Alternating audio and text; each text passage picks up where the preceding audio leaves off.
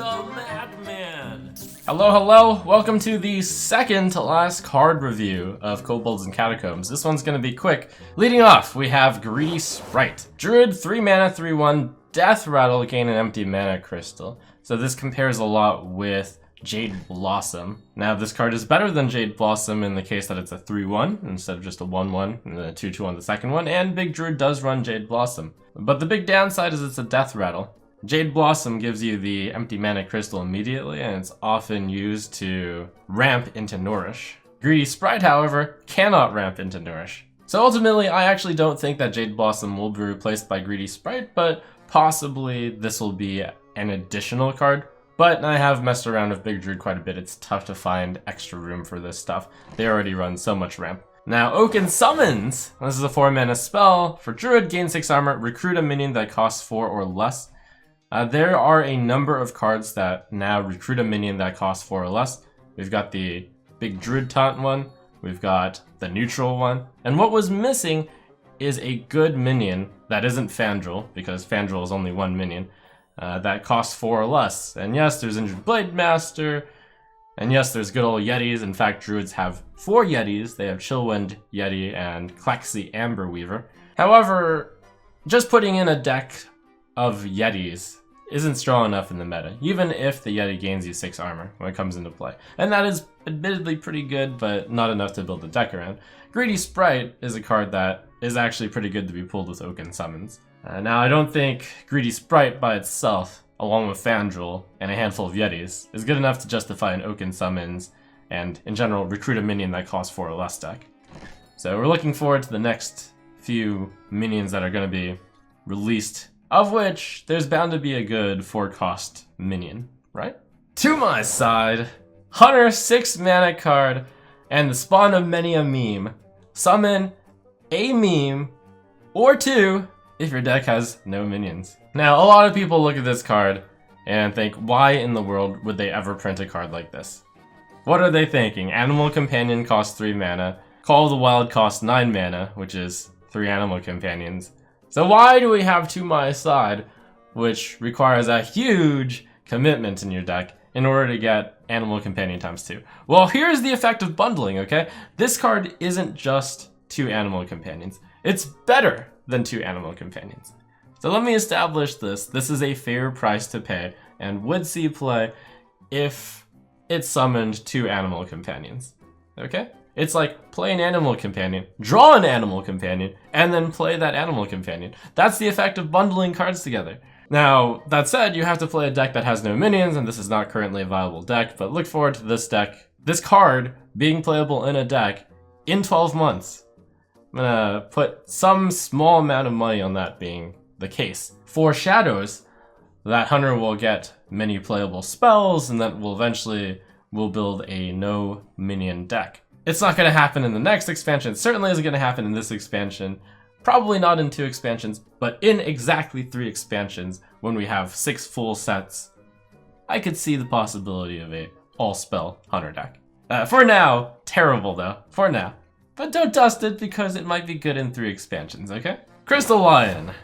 6 mana, 5/5, Divine Shield, costs 1 less for each Silverhand recruit you control. This card notably combos with Lost in the Jungle and Stand Against Darkness, but I don't believe that this man deck is going to work in Standard. It does work in Wild, but that's because Muster for Battle is insane. Realistically, in Standard, you're not really going to be able to summon that many Silverhand recruits without seriously compromising your deck. Even if you were to play Lost in the Jungle and then Crystal Lion, you're still paying 4 mana for a 5/5 Divine Shield, which granted is pretty good, but you have to have specifically those cards.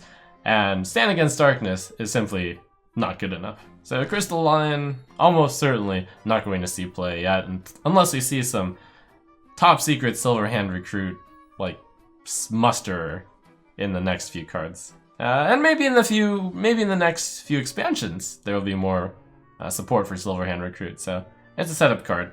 Kingsbane, welcome to the Rogue Legendary Weapon, and extremely hyped, 1 mana, 1/3. Boy, it better have something good to have all that hype. Death Rattle, shuffle this into your deck, it keeps any enchantments. Okay, wow.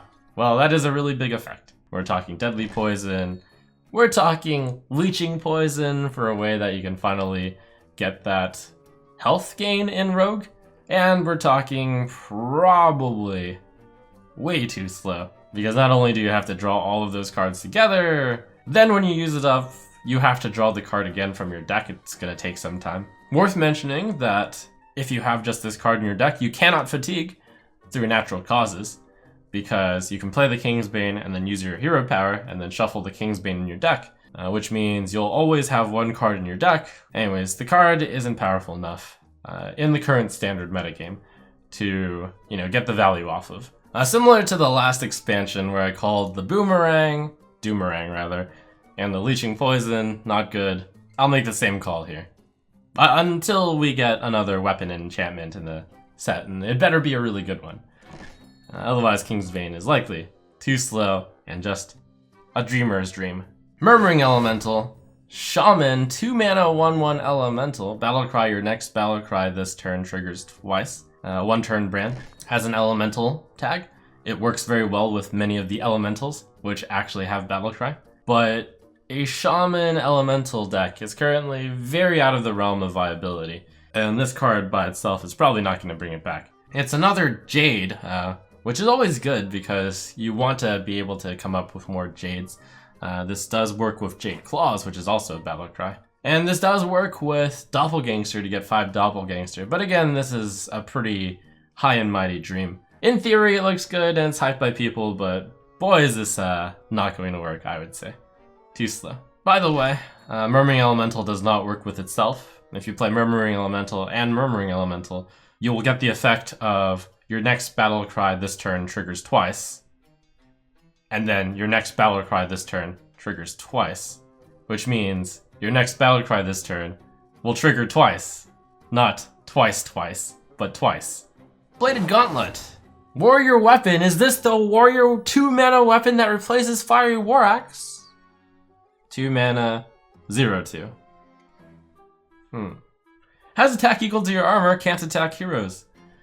Well, Bladed Gauntlet actually does have some potential. This card is 2 shield slams in 1, with the slight downside that you take the damage of the thing you attack. And that is admittedly a pretty big downside. Yes, you can play this on 2 and then you can shield block the next turn. You can even just armor up the next turn and then hit something for 2, but that's dreadfully slow. So when I think about it, it's more of a late game card. Similar to how Shield Slam is kind of a late game card. You're not really looking to armor up and then Shield Slam something for 2 damage on turn 3, even though sometimes you do. Best use is somewhere in the mid or late game. It might have its place, but just realize it is a surprisingly close fit to Gorehowl, which didn't see play. And the reason why Gorehowl isn't currently seeing play, also, another problem with this card, is Control Warrior is a pretty big distance from being viable. This card doesn't quite solve its problem, but it makes it a bit better at mid-range single target removal. We'll see. We'll anxiously wait to see however more Control Warrior cards are in this set. And finally, we have 3 mana 3/3 Void Ripper. Battlecry, soft the attack and health of all other minions. It's a neutral demon. Crazed Alchemist is kind of good because it's cheap for the utility effect, and it's mainly used for the utility effect. Do you ever foresee a case where you want to swap the attack and health of all their minions? Well, Token Druids already run Druid of the Storm and Cryptlord. Those are both really good in the early game. What if you just transformed them into attack so that they stopped defense and they went on the attack with the Void Ripper? That could work. Might be the card that aggro or wide decks are looking for in order to counter the Spreading Plague and then somehow deal 1 damage to everything. So there you have it. Those are the new cards revealed with this, and I look forward to Monday when the last approximately 40 cards are revealed. And then we get the full picture of the set. Look forward to the review of that, and then following pretty much immediately rating all of them according to stars. I've already had a good amount of time to play around with the cards and trying to build decks with them because I'm going on Escape Room December 5th. Kobolds and Catacombs Escape Room. That'll be very exciting. Make sure to tune in for that.